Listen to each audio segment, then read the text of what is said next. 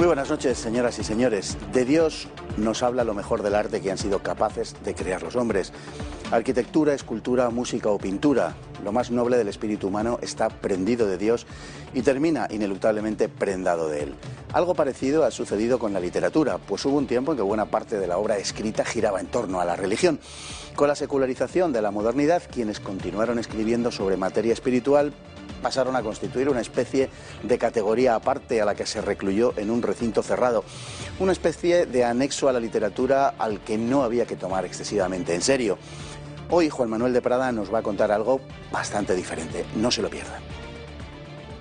Escribió el gran historiador Arnold Toynbee que toda civilización había sido engendrada por una religión y que la suerte de ambas corría pareja a lo largo del tiempo.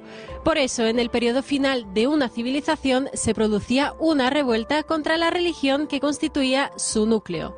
No cabe duda de que durante largos siglos el cristianismo, la Iglesia y la civilización occidental fueron una misma cosa.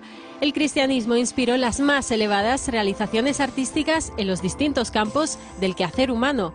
El arte, expresión material del alma de una civilización, reflejó con esplendor inigualable la grandeza moral del Evangelio, desde la catedral gótica hasta la pasión que salió del órgano de Johann Sebastian Bach, y pasando por la literatura española del siglo de oro, que hizo popular cuestiones de enorme hondura teológica. Pero con la ruptura protestante comenzó un proceso jalonado por la secularización y el progresivo rechazo tanto de la fe como de la razón, en favor del subjetivismo y de la emotividad. El arte, y con él la literatura, se disoció de la religión primero y comenzó a considerarla como enemiga después. Los nuevos sacerdotes de la religión laica, la clase intelectual, configuraron el rechazo de la fe e incluso el odio a esta como una de sus señas de identidad. Los escritores en los que la fe alumbraba visiblemente su obra pasaron a ser considerados como autores de literatura católica, manteniendo una condición profana al tiempo que un carácter trascendente, religioso o espiritual. Sus obras, en términos generales, están escritas con una intención defensiva, apologética, ante un mundo que cada vez entiende peor el propio cristianismo. Si los grandes literatos de siglos anteriores escribían en la clave de un tiempo cuya esencia era cristiana, ahora estos escritores resultaban adscritos a una suerte de aljama literaria de la que muy pocos han sido capaces de salir. Estimabilísimos escritores como Léon Blois o Robert Benson han quedado arrinconados por la temática que impregna sus obras en un juicio mucho más ideológico que artístico.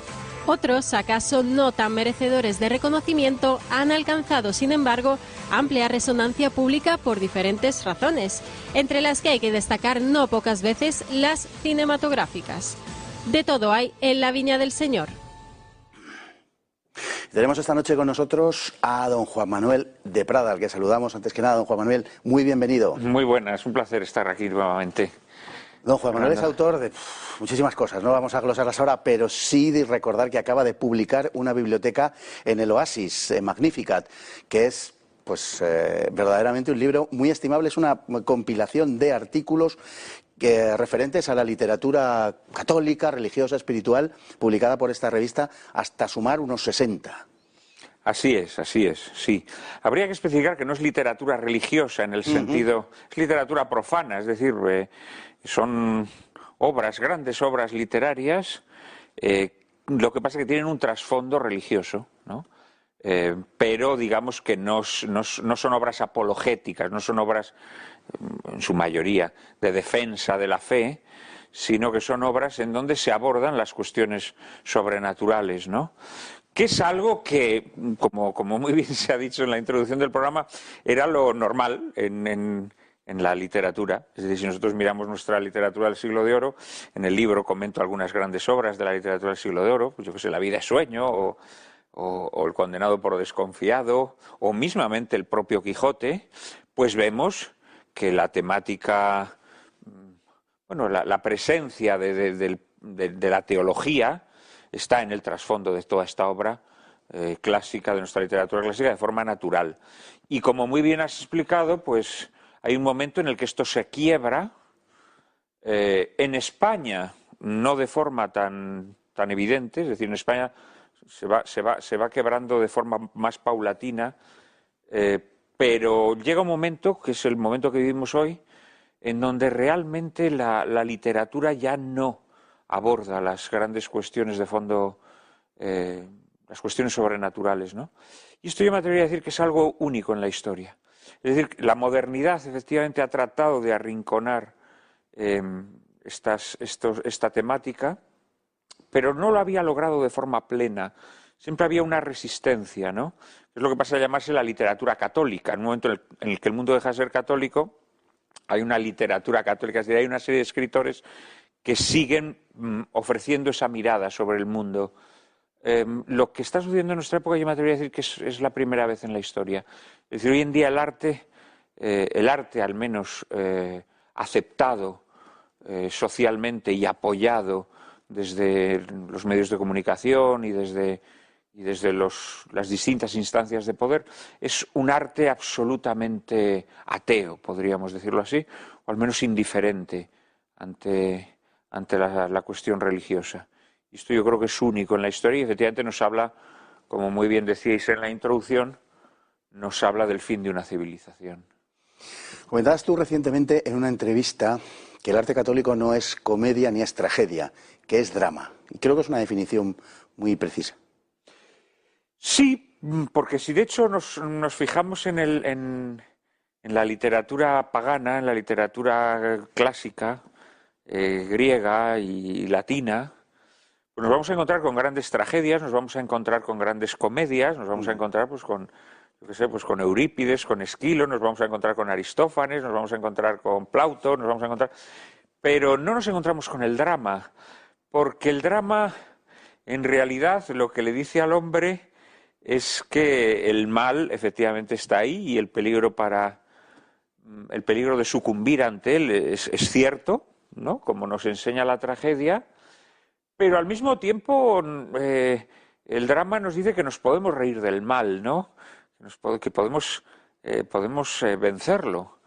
Y esto yo creo que es una idea eminentemente cristiana, ¿no? Y que tiene mucho que ver con la encarnación y con la redención del hombre.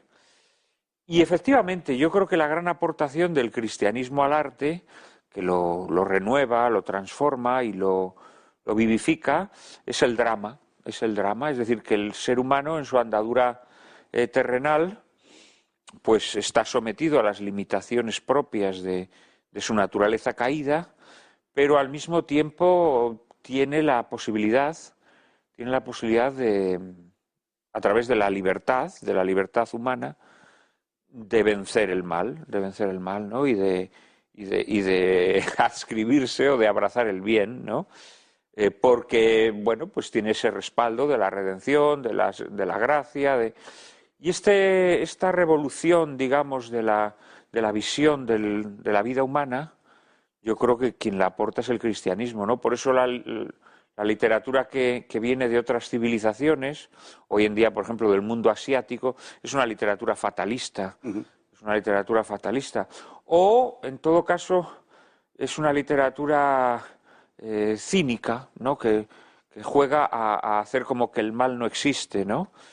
O a transformar el mal en bien. Pero la capacidad para confrontarse con el mal, ¿no? Asumiendo su naturaleza, pero decretando que el mal no es invencible, yo creo que esta es una aportación eminentemente propia del cristianismo, ¿no? Y yo creo que eso ha sido el gran avance en el arte, ¿no? Porque realmente lo hermoso de una novela o de una película pues es ver a personajes en conflicto con una serie de asechanzas, digámoslo así, ante las cuales, pues unas veces, pues desgraciadamente, pues se rinden porque la naturaleza humana es así, pero otras veces salen victoriosos. Y esto es lo hermoso del arte, que cuando uno empieza a leer un libro no sabe cómo va a terminar, ¿no? Si fuéramos griegos sabríamos cómo va a terminar. Sabríamos que la cosa terminaría en tragedia, si el mal se hace presente, si no se hace presente, pues podría ser una comedia. En nuestra civilización es fundamentalmente dramática por esta conciencia que tenemos de los dogmas católicos, ¿no? Pero efectivamente todo esto se está perdiendo. Hoy en día una de las cosas que a mí más me llaman la atención, por ejemplo, cuando veo una serie de de estas que gustan tanto hoy en día a las masas, estas series televisivas, ¿no? Y a Pablo Iglesias, que siempre está hablando de las series en su Twitter y demás. Yo a veces sigo las recomendaciones de Pablo Iglesias y me llama mucho la atención porque el universo, la cosmovisión de las series ya es una cosmovisión pagana, en donde el mal o no se reconoce su existencia, o se presenta bajo la máscara del bien, o por el contrario es un mal invencible. Esto ocurre mucho, por ejemplo, en las películas de terror. Las películas de terror clásicas, el mal al final siempre es derrotado. En las películas de terror moderno el mal es invencible. Se puede llegar en todo caso a una tregua, ¿no? Y al final de la película, pues el monstruito vuelve a aparecer por una esquina de la pantalla para que sepas que no ha sido derrotado, ¿no? Pero el mal ya no es derrotado en estas series que hoy en día... Y esto es una contaminación clara pagana y es una muestra de que el arte cristiano está dejando de existir. En esa literatura católica hay sustanciales muestras de humor, son muy frecuentes en muchos de los autores de los que vamos a hablar. Sin embargo, en los textos evangélicos este humor no está presente. Hay sorpresa, hay alegría. No, hay humor, hombre, no, hay pasajes de un grandísimo humor. Leonardo Castellani decía que Cristo era un gran ironista, ¿no? Y ponía como ejemplo una frase que ciertamente es una frase misteriosa, ¿no? Cuando dice que decía Cristo que su carga era ligera, que su yugo era suave, ¿no? Y decía Castellani, hombre, esto es un chiste, esto es una broma, esto es una broma. Y ciertamente tira algo de ironía porque declararse cristiano y sobre todo aspirar a que tu vida se amolde al Evangelio en nuestro mundo no es una carga ligera, no es un yugo suave. No es un yugo suave, ¿no? Pero no creo que lo haya sido en ninguna otra época de la historia. No, y hay pasajes eminentemente humorísticos. Piensa, por ejemplo, en el pasaje de la samaritana, ¿no? Cuando le dice Cristo a la mujer samaritana que vaya a contar lo que ha sucedido a su marido, ¿no? Y dice, es que mi marido, dice, no, si ya sé que has tenido 5, sí. Ya sé que has tenido 5, ¿no? Y además con el que estás ahora no estás casada. O sea, te quiero decir que sí hay sentido del humor. Me parece que tienes una gran habilidad para sacar el humor, don Juan Manuel de Prada. No, hombre, pero esto es evidentemente humorístico. Es decir, cuando Cristo le dice esto, está diciéndole, mira, sé perfectamente que te has casado 20.000 veces, eres una pindonga. Pero, perdón por la palabra tan anacrónica ya, pero me gusta recuperar estas palabras. Pero sí, indudablemente se lo dice con ese sentido del humor piadoso y caballeroso que caracteriza a Jesús, ¿no? Pero yo creo que sí hay muestras de humor, indudablemente hay muestras de humor en todo el Evangelio. Mismamente las bodas de Caná tiene un componente humorístico, ¿no? Es decir, cuando dicen los invitados de la boda, ¡jo, qué barbaridad! En otras bodas el buen vino lo ponen al principio y luego cuando la gente está borracha le ponen el malo, pero tú haces al revés. En el fondo es una queja que le está diciendo, mamón, ¿por qué no nos pusiste este vino bueno al principio cuando lo podíamos saborear? Que ahora estamos totalmente borrachos, ¿no? No, yo creo que el Evangelio sí está lleno de pasajes llenos de humor. Y bueno, el mero hecho de que Dios se haga hombre es un acto de humor. Es un acto de humor casi, si quieres, macabro. Porque tú date cuenta la inmensidad de Dios, asumir las limitaciones del hombre, ¿no? De alguna manera es un acto... El sentido del humor, ¿en qué consiste? En no tomarte en serio a ti mismo, ¿no? De alguna manera, cuando Dios se hace hombre, en el fondo está no tomándose en serio a sí mismo, está renunciando a lo que tiene en sus manos, ¿no? Yo creo que eso es un acto de desprendimiento extraordinario y, por lo tanto, también de humor. No, yo creo que sí, yo creo que nuestra fe es extraordinariamente bien humorada, pero al mismo tiempo con la gravedad que tiene el buen humorista, ¿no? El humorista siempre tiene un sentido grave de la vida, el buen humorista. Uh-huh. Bueno, también declaras en una reciente entrevista, y ahora déjame dejamos un poco el humor, que no hay grupo humano con más odio a la fe que el que se dedica a la cultura. Es decir, un poco la clase intelectual, no a lo mejor tanto los intelectuales considerados individualmente, pero sí lo que se considera la clase intelectual. Hablas de un odio a la fe. Sí, sí, yo creo que esto es así. Yo creo que esto es así. Las razones son misteriosas y yo diría preternaturales, ¿no? Porque en realidad el Creador, con esto no trato de minusvalorar a nadie, ¿no? Pero es verdad que el Creador es la criatura humana más próxima a Dios, porque el Creador es como Dios, es criatura, pero al mismo tiempo es creador, ¿no? Y por lo tanto, cuando se dice que Dios hace al hombre a su imagen y semejanza, indudablemente sí, pero al artista más todavía, ¿no? Porque al artista le da la capacidad para crear belleza, ¿no? De alguna manera el artista es una especie de acólito o de monaguillo de Dios, ¿no? Entonces yo creo que cuando el artista se aparta de Dios, lo hace de una manera misteriosamente diabólica, ¿no? Esto lo decía Dostoyevski del pueblo ruso, que es algo que también se puede aplicar al pueblo español. Decía Dostoyevski que el pueblo ruso, que el liberalismo, cuando envenena al pueblo ruso, no crea un pueblo patético, mansurrón, grotesco, como son los pueblos protestantes, un pueblo que acata las leyes. No.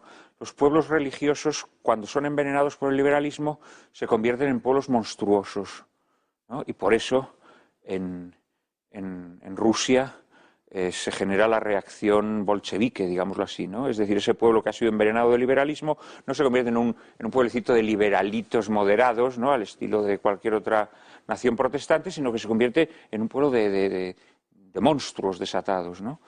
Eso pasa en España, eso pasa en España en un determinado momento, ¿no?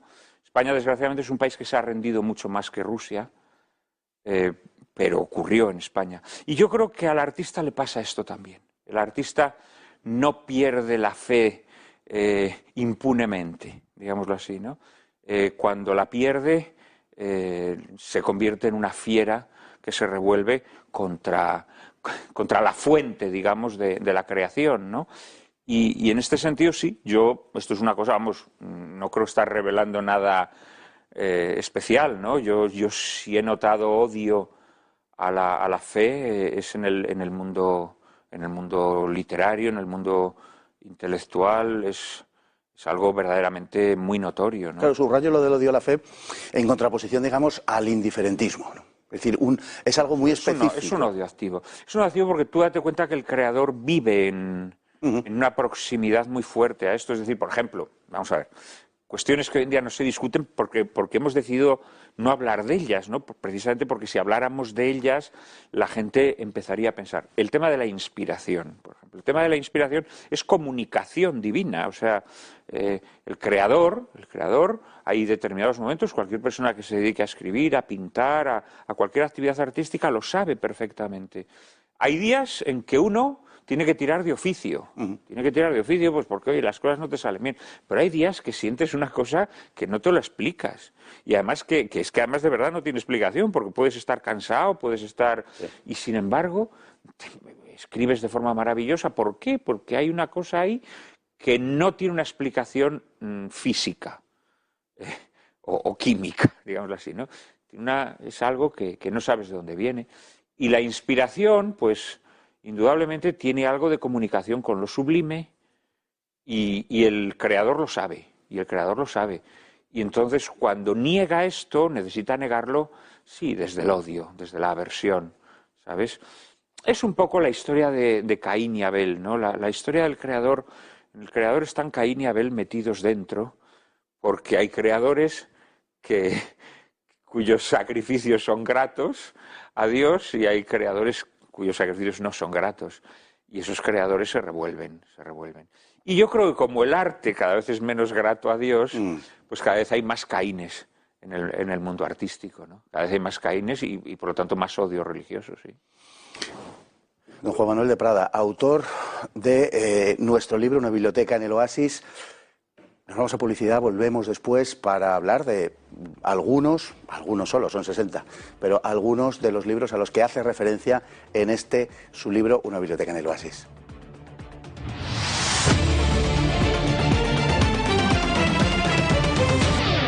Estamos con Juan Manuel de Prada hablando de su libro Una biblioteca en el oasis, compilación de artículos escritos en la revista Magnificat. Y vamos a empezar por el primero que aparece aquí, y cualquiera que lo haya leído sabrá por qué. El hombre eterno del gran Chesterton. Sí, El hombre eterno, siendo Chesterton uno de mis autores predilectos, el libro suyo que más me gusta es El hombre eterno. Yo me atrevería a decir que cualquier persona que quiera zambullirse en la obra de Chesterton debería empezar por esta obra, que no es una obra fácil, pero que es una obra que es como una especie de visión panorámica de toda la historia humana y de la intervención divina en la historia humana, ¿no? Desde la creación, y es un libro que rebate las hipótesis evolucionistas, por ejemplo, ¿no? Sin desmentirlas, sin pararse a desmentirlas, sino diciendo simplemente que el hombre no es producto de una evolución, sino de una revolución. Es el momento en el que sobre esa materia se infunde un alma, ¿no? Y que ahí se produce un salto que no puede explicar la evolución, y que da igual que antes hubiese habido una evolución o no. Y luego la visión que tiene de la intervención de Cristo en la historia humana, y de cómo el hombre es transformado, ¿no?, a través de la redención. Bueno, es un libro prodigioso porque también es un libro de filosofía de la historia, con una mirada sobre las civilizaciones. Es un libro excelente, excelente. Tiene unas páginas dedicadas a la Navidad absolutamente abrumadoras, de inteligentes, ¿no?, en donde nos habla que la Navidad también la celebra Herodes, ¿no? Y que a partir de ese momento se entabla un duelo a cañonazos, ¿no?, entre los hijos de Herodes y los hijos de Dios, ¿no?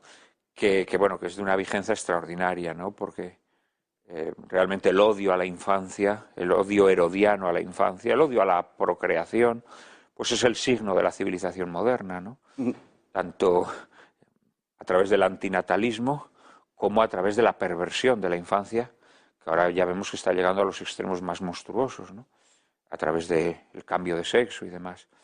Y es un libro que para entender la visión cristiana del mundo me parece un libro fundamental, El hombre eterno. Hay uno de los que reseñas que es un drama teológico, que es El condenado por desconfiado, atribuido a Tirso de Molina, aunque hay, en fin, una polémica que no sé si algún día se resolverá. El problema de la gracia, el problema de la libertad, el problema de la predestinación, que entonces era una cuestión enormemente candente por la Reforma protestante y la contrarreforma católica. Sí, en el libro efectivamente hablo de varias grandes obras de nuestra literatura del siglo de oro, y entre ellas El condenado por desconfiado, que es un drama extraordinario, en donde vemos los efectos destructivos que tiene el alma, el concepto de la predestinación, la no aceptación de las gracias, ¿no?, también el orgullo y el engreimiento del hombre que se piensa que tiene dominio sobre su propia vida, ¿no?, bien para pensar que se va a salvar, bien para pensar que está condenado. Y frente a ello, pues tenemos la grandeza del pecador, que en cambio se abre a la misericordia divina, ¿no? Esta es la perfecta lectura católica, y que desgraciadamente hoy incluso los propios católicos olvidan. Hoy yo percibo en el mundo católico muy poca capacidad para aceptar al pecador, ¿no? Parece como que se ha desarrollado una especie de jansenismo dentro del mundo católico, ¿no?, según el cual nosotros somos los perfectos, no sé qué. De hecho, las facciones católicas, los progresistas, los conservadores, los de un movimiento, los de otro, parece como que buscan esa perfección, ¿no? Y yo siempre me he visto como un católico, pues no sé, como lleno de defectos, ¿no? Y soy como ese pobre pecador ladronzuelo del condenado por desconfiado, que al final es el que se salva. Al final es el que se salva. Enrico, ¿no? Enrico, efectivamente, porque acepta su miseria, ¿no?, y su realidad. Y sobre todo acepta la misericordia divina, ¿no?, que esta es la cuestión, ¿no?, que el ser humano tiene que entender sus limitaciones, y desde sus limitaciones tiene que ponerse ante Dios desnudo. Es una obra extraordinaria, es una obra de una finura teológica inmensa. Y los problemas, aunque parecen propios de esa época, son problemas de la nuestra también. Son problemas de la nuestra. Yo creo que muchas de las personas que pierden la fe, o cuya fe es mortecina, tienen mucho que ver con esta dificultad que tienen para encajar su relación con Dios. Y hasta dónde el hombre puede llegar y dónde el hombre tiene que dejar que Dios intervenga en su vida, ¿no? Porque realmente pensar que somos perfectos o pensar que tenemos el control sobre nuestra vida es un error muy grave. Siempre hemos dicho en el mundo católico, cuando alguien nos preguntaba, ¿es usted católico? Y siempre dice, sí, bueno, malo, pero sí, lo soy. En cambio, los protestantes tienen una frase pero esto que decía Chesterton, ¿no? Lo decía Oscar Wilde, ¿no? Que decía que él veía a la Iglesia de Inglaterra como un club de caballeros, ¿no? Pero que la Iglesia católica en realidad es como una taberna o es como un hospital, si quieres, ¿no? De gente, oye, que llega allí con sus defectos y que busca curación, Pero los clubes de caballeros, lo peor que puede hacer la Iglesia católica es querer convertirse en un club de caballeros, ¿no? Tampoco tiene por qué convertirse en un lupanar, ¿no? que es la tentación contraria. Bueno, de hecho, quien quiere que su religión sea un club de caballeros, finalmente acaba en una religión que es un lupanar. Eso le ha pasado a todas las sectas protestantes, exacto, ¿no? Así es. Que hoy en día son lupanares. Uno de los autores que aquí aparecen, Leon Blois, solía decir, cuando le preguntaban por qué leía el Apocalipsis con tanta frecuencia, que era para estar al día de las últimas noticias. Y hablando de las últimas noticias, hay una de las obras que se comentan aquí que no es la de Leon Blois, sino que es la de Benson, que es Señor del Mundo, y que dibuja un escenario de fin de los tiempos, más que de fin del mundo, de fin de los tiempos, enormemente semejante a lo que estamos viviendo hoy. Sí, bueno, a mí me interesa mucho la cuestión apocalíptica porque pienso que el dogma de la segunda venida de Cristo es tan importante como el de su primera venida y, sin embargo, misteriosamente, pues la Iglesia durante las últimas décadas ha dejado de predicarlo, ¿no? Esto es una cosa misteriosa que tiene que ver con el misterio de iniquidad, además, directamente, y es algo sobre la que los ministros de la Iglesia tendrán que rendir cuentas algún día. Ya sabemos ante quién, ¿no? Y en este libro, efectivamente, hablo de muchos libros que tratan la cuestión apocalíptica. Hablo de los sermones de Newman, sí, sobre el anticristo. Hablo del Apocalipsis de San Juan visto por Castellani. Hablo de una serie de obras, y una de ellas, efectivamente, es Señor del Mundo, la gran novela de Benson, de Robert Hugh Benson. En Señor del Mundo, en realidad, se nos está hablando de nuestro mundo, nos está hablando de nuestra época. También, por cierto, Newman dice además abiertamente que él piensa que la democracia liberal, será el caldo de cultivo del anticristo, lo dice abiertamente. Y además creo que cita incluso el Islam, también como uno de los elementos característicos. Sin duda, sí, sin duda, el auge del Islam. De hecho, yo creo que el auge del Islam y la descristianización de Occidente a través de la democracia liberal podría decirse que tiene mucho que ver con la bestia de la tierra y la bestia del mar. Es decir, yo creo que hay una falsificación religiosa, que es la que se ha producido en Occidente, que es un humanitarismo sin Dios, el endiosamiento del hombre, una herejía cristiana, digámoslo así, y por otro lado, una religión adversa, digamos, al cristianismo, ¿no? Esta lectura ya la han hecho muchos comentaristas del Apocalipsis y yo creo que es muy evidente, ¿no? Y en la novela de Benson lo más escalofriante, como te digo, es que hay un montón de cosas que están ocurriendo en nuestro mundo, ¿no? Por ejemplo, un emotivismo terrible que además cristaliza en una forma de piedad aberrante que tiene como desenlace la eutanasia. Es decir, la eutanasia se ha legalizado hasta el extremo de que cualquier persona que se siente deprimida termina recurriendo a ella, ¿no? Y ese es nuestro mundo, un mundo en donde se ha perdido la soberanía, la soberanía no me gusta esa palabra, la independencia de las naciones, donde las naciones forman una amalgama, ¿no? De alguna manera es una lectura sobre el globalismo que padecemos hoy, y en donde los cristianos se han convertido en personas sospechosas, en personas a quienes se acusa de ser violentas, aunque sean las personas más pacíficas del mundo, a personas a las que se les acusa de intolerantes, a pesar de que sean las personas más tolerantes del mundo, simplemente porque creen en algo y están dispuestos a defenderlo. El mundo que nos pinta Benson, el mundo del anticristo, Yo creo que se está haciendo presente ante nuestros ojos y la lectura de Benson es una lectura muy provechosa para cualquier persona. Yo recomiendo a nuestros espectadores que se lean Señor del Mundo porque van a encontrarse con el mundo que estamos viviendo hoy. Un anticristo pacifista, ecologista. Por supuesto, claro. De... Uno de los grandes errores de mucha gente es que se piensan en el anticristo, quizá por efecto de ciertas películas y demás, piensan como en una criatura pues cruel, monstruosa. El prototipo del anticristo para mucha gente es Nerón, o es Stalin, no es Hitler. No, esos son señores malos. El anticristo es buenecito.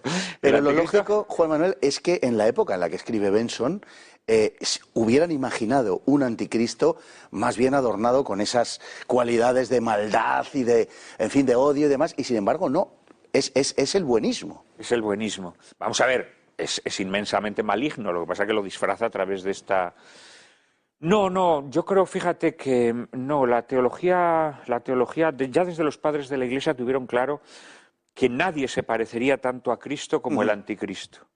Y que el anticristo sería una réplica paródica, naturalmente, de Jesucristo, y que por lo tanto sería una persona que predicaría la paz, evidentemente una paz monstruosa fundada en la injusticia, que predicaría la fraternidad universal, una fraternidad también fundada en la negación de la idiosincrasia y de las tradiciones de los pueblos, ¿no?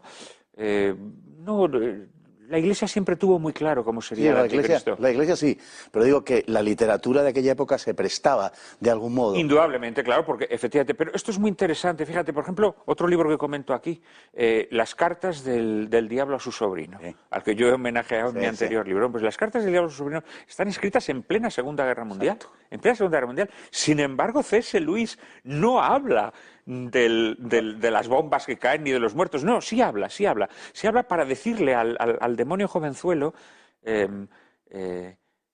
Scrutopo le dice a Urugario que lo que tiene es que imbuirle a la gente la idea de la paz. La paz, porque la paz es peor que cualquier guerra, porque la paz fundada en la injusticia es mucho peor que una guerra que se declara para tratar de restaurar la justicia. No, estos escritores tuvieron la clarividencia de darse cuenta que ese no era el mal absoluto, que era una estación más en el mal, indudablemente, la destrucción que acarrea la Segunda Guerra Mundial. Yo creo que introduce ya en la primera ya está muy claro, ¿no? Pero con la segunda introduce un componente de deshumanización bestial, pero no, el mal viene después, en realidad. El mal, cuando ya se desata, es después de la Segunda Guerra Mundial. Todo el mal que había introducido el liberalismo en el mundo cristiano, en el mundo católico, cuando verdaderamente encuentra su eclosión libre, digamos, y sin trabas, es después de la Segunda Guerra Mundial. Bueno, otro de los autores... También en el seno de la Iglesia, por cierto. Otro de los autores que más aparece, yo que diría que el que más, junto a Chesterton, es Castellani, y también se ocupa de estos asuntos en su célebre Apocalipsis, en donde hace una explicación, yo diría como helicoidal de los textos apocalípticos, que no cuesta menos de seguir que la original, pero que es absolutamente fascinante. Sí, la lectura que hace Castellani del Apocalipsis a mí me parece además muy acertada, porque Castellani no incurre en el error que han incurrido muchos comentaristas del Apocalipsis, de querer ponerle fecha, de querer decir... No, él lo que considera es que el Apocalipsis es una profecía que se ha de cumplir, pero que los sucesivos setenarios, las 7 plagas, las 7 copas, las 7 trompetas, todo esto no se debe interpretar en un sentido consecutivo, sino que esto es una interpretación de la historia, es decir, que en realidad estas plagas que padece la humanidad tienen que ver con una tensión que se produce en el seno de la historia, en donde es la fe de los hombres la que logra sobreponerse a la deriva hacia el fin del mundo o no. Y entonces hay un momento en que efectivamente la historia entra en una fase ya de decantación hacia su final, y toda la interpretación que hace Castellani de aspectos del Apocalipsis que aparentemente parecen crípticos es muy iluminadora. Pero además Castellani era un escritor, antes hablábamos del sentido del humor, Castellani es un escritor prodigioso. Porque es un escritor trágico, su vida fue trágica, él padeció, bueno, fue expulsado de la Compañía de Jesús, vivió como un proscrito gran parte de su vida. Y fundamentalmente fue un proscrito porque era un profeta, o sea, porque tenía una visión de la historia y de las cosas que estaban sucediendo muy penetrante, que sus contemporáneos no entendían, o solo muy pocos entendían, ¿no? Pero al mismo tiempo es un escritor delicioso, tiene un estilo sabrosísimo, un español que es grandioso, con un sentido del humor muy cervantino. Es un escritor y con una cultura vastísima, pero no una cultura inerte, sino una cultura integrada en la vida que él explica maravillosamente. Y efectivamente en este libro hablo de cuatro obras suyas. Una de ellas está el Apocalipsis y otra comentarios que tiene al Evangelio. No, verdaderamente es un escritor fuera de serie. A mí es un escritor además que me cambió la vida, Castellani. A mí Castellani me ayudó mucho en un momento dado de mi vida. Me enseñó un poco el camino a seguir, ¿no? Y es un escritor al que le estoy agradecidísimo. Ciertamente magnífico. Bueno, y hablando de estos finales del mundo, o de los tiempos, del anticristo, etcétera, no quiero dejarme una novela quizá menor en comparación con Castellani, por ejemplo, con Chesterton, pero que siendo una novela popular merece francamente la pena. Su versión cinematográfica alcanzó un gran éxito, pero creo que la novela es francamente superior, que es El Exorcista. El Exorcista, sí, sí. Yo te confieso que El Exorcista la leí, bueno, tengo que reconocer que a mí me gustan estas historias, ¿no?, que tienen que ver con las posesiones diabólicas y demás, ¿no? Y bueno, la leí con muchísima distancia y muchísima reticencia, ¿no? Pues pensando que te vas a encontrar una obra un poco pachanguera. La película es muy truculenta, aunque la película está muy bien, hay que decirlo, ¿no? Y la novela, pues empiezo a leerla con bastante desapego, pero me voy dando cuenta que es una novela que tiene mucha gracia, que tiene mucho interés y que sobre todo tiene una formación teológica detrás muy buena, en contra de lo que pueda parecer, ¿no? Sí, sí. Y está llena de observaciones muy interesantes, ¿no?, sobre cómo el mal interviene en nuestras vidas y cómo el mal es una realidad material, ¿no? No solamente un clima o un espíritu, ¿no?, sino que es una realidad material. Y realmente la novela me gusta mucho porque siendo un bestseller, pues tiene reflexiones muy interesantes. Mira, al final de la novela, la protagonista, la madre de la niña, que es una mujer totalmente atea o al menos indiferente, ¿no?, pues le pregunta a un jesuita, que si después de la experiencia que ha vivido, que si tiene fe. Y entonces ella dice, pues mire, no tengo muy claro que crea en Dios. Dice, pero desde luego lo que sí creo es en el demonio. Y esto es muy interesante porque lo vinculo con otra cosa que comenta un gran escritor francés al que también comento en una biblioteca en el Oasis, que es Ernest Hello. Ernest Hello recomienda incluso que cuando a uno la fe le falla, le flojea, y él reconoce que también le ha flojeado en alguna ocasión, y los dogmas pues se vuelven más brumosos y uno no sabe a ciencia cierta si eso es verdad o no es verdad, que hay algo que no falla nunca, y es el odio que muchos ateos tienen a la fe católica, y específicamente a la fe católica, no a otra. O sea, yo no conozco a ningún ateo que le tenga odio a la fe musulmana, ni a la fe confuciana, ni a la fe hinduista, ¿no? No, específicamente a la fe católica. Y dice, ¿esto cómo se explica? Solamente puedes tener odio a aquello que de forma misteriosa sabes que es verdad, ¿no? Porque nadie tiene odio a las cosas que son mentiras, las supercherías, ¿no? Claro. ¿Por qué ese odio se concentra en la fe católica? Pues porque secretamente quien la odia sabe que es verdad. Evidentemente no lo sabe él. Lo sabe alguien que se lo inspira, alguien que sabe que es verdad. Y ese alguien, claro, es esa realidad maligna, ¿no?, demoníaca, ¿no? Y esta reflexión me parece muy interesante. Y esta reflexión también está en la novela de Blatty, El Exorcista. Es Una novela muy recomendable, mucho más recomendable de lo que en apariencia pudiéramos creer. Como recomendable es una biblioteca en el Oasis. Don Juan Manuel, muchísimas gracias por todo, por escribir esto también y por haberle sacado punta al Evangelio hasta encontrarle un profundo sentido del humor. Lo tiene. Muchísimas gracias. Muchas gracias a ti. Nosotros nos vamos con la frase de la noche, que dice que hay una incompatibilidad de fondo entre el catolicismo y cualquier ideología, por la sencilla razón de que todas las ideologías son sucedáneos religiosos. Hay un pensamiento político, económico, social y moral cristiano que hace innecesario que quien lo profese se adhiera a ideología alguna. Y la afirma nuestro invitado, don Juan Manuel de Prada. Muy buenas noches.